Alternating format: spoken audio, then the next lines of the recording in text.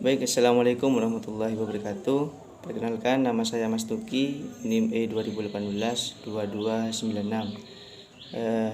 Sini saya akan menanggapi terkait dengan video dari Bapak Batut, yaitu yang menjelaskan mengenai ekonomi moneter, ekonomi tertutup tanpa kebijakan pemerintah, atau bisa disebut sebagai ekonomi dua sektor.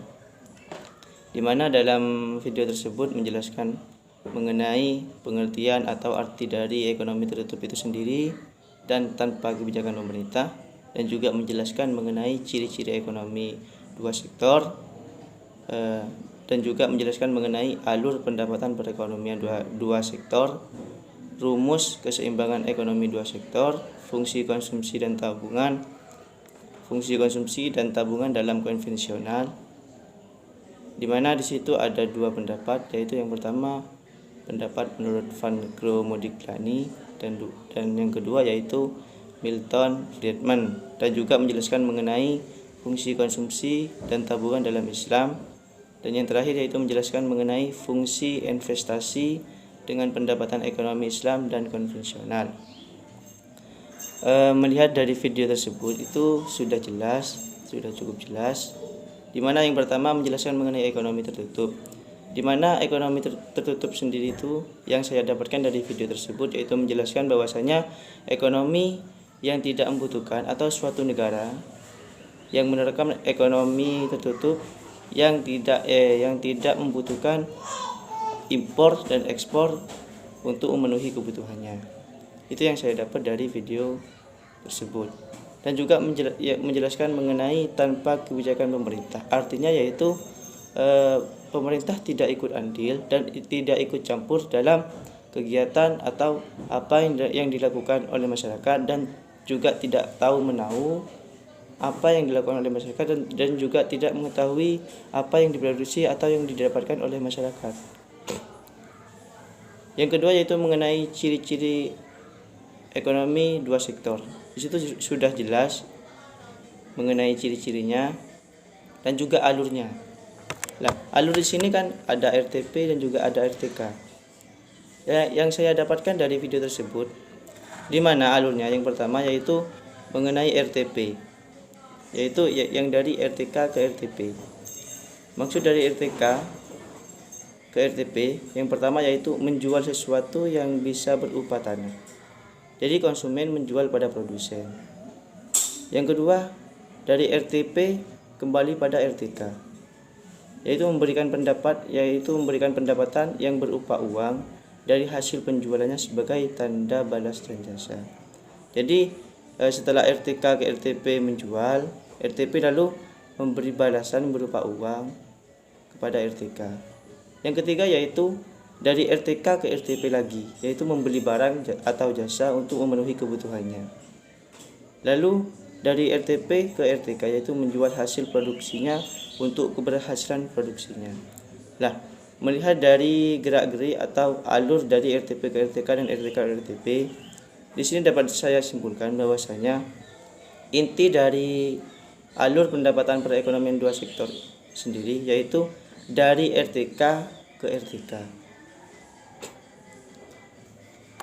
Nah, poin selanjutnya setelah membahas mengenai alur dari pendapatan ekonomi dua sektor dan juga menjelaskan mengenai rumus-rumus. Yang pertama menjelaskan tentang rumus keseimbangan ekonomi dua sektor dan juga menjelaskan mengenai fungsi konsumsi dan tabungan. Di sini dipaparkan mengenai rumus-rumus untuk mencari dari poin-poin tersebut, dan juga menjelaskan mengenai fungsi konsumsi dan tabungan dalam konvensional, di mana ada dua pendapat dari fungsi tersebut. Yang pertama yaitu Van Modigliani dan juga dari Milton Friedman, dan juga menjelaskan mengenai fungsi konsumsi dan tabungan dalam Islam. Di situ juga ada dua pendapat. Yang pertama yaitu pendapat dari Fahim Khan dan juga dari pandangan Medwali. Dan poin yang terakhir menjelaskan mengenai fungsi investasi dengan pendapatan ekonomi Islam dan konvensional. Nah, sebelum saya mengulas mengenai dari poin yang terakhir yaitu fungsi investasi, saya ingin menanggapi terkait dengan rumus-rumus dari yang pertama yaitu rumus keseimbangan sampai dengan fungsi konsumsi dan tabungan dalam Islam. Melihat dari paparan video tersebut itu sudah jelas, di mana di situ sudah menjelaskan mengenai bagaimana caranya untuk mendapatkan ini, mendapatkan itu, dan juga di situ sudah dijelaskan mengenai apa maksud dari kode A sama dengan B itu apa, A itu apa, itu sudah cukup jelas. Namun tanggapan saya terkait dengan paparan tersebut, alangkah lebih baiknya mungkin untuk memudahkan kita sebagai mahasiswa untuk supaya lebih paham terkait dengan materi tersebut, mungkin untuk kedepannya bisa dipaparkan terkait dengan contoh yang bisa kita pelajari, kita ambil, agar supaya kita itu lebih gampang untuk memahami dari materi tersebut. Lanjut yaitu mengenai poin yang terakhir yaitu fungsi investasi dengan pendapatan ekonomi Islam dan konvensional. Di mana di video tersebut cuma ada satu pendapat, yaitu pendapat atau pandangan dari Mechwali. Mechwali mengatakan bahwasanya perbedaan dari fungsi investasi konvensional dengan investasi Islam yaitu di mana fungsi investasi ekonomi konvensional itu menerapkan sistem atau menggunakan sistem bunga, sedangkan ekonomi Islam itu menerapkan sistem bagi hasil. Ada poin penting yang dapat kita ambil dari pandangan Mechwali, di mana ekonomi konvensional menggunakan sistem bunga. Nah, di situ ada poin penting yaitu jika tingkat suku bunganya tinggi, maka pemilik modal ingin berinvestasi. Namun, jika tingkat suku bunganya rendah, maka produsen ingin meminjam untuk mengembangkan sektor real. Itu sudah dijelaskan tadi oleh Bapak. Tanggapan saya terkait dengan video tersebut itu sudah saya jelaskan di atas, bahwasanya yang pertama yaitu mengenai contoh.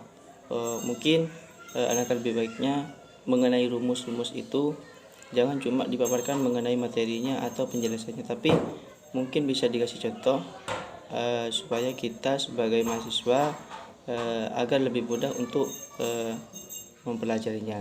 Terus yang kedua, tanggapan saya terkait dengan video tersebut, bahwasanya video tersebut sudah cukup jelas, sudah bagus untuk kita pelajari dan untuk kita sebagai jadikan contoh untuk kedepannya.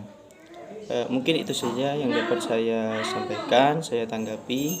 Selebihnya mohon maaf. Akhirul kalam. Assalamualaikum warahmatullahi wabarakatuh.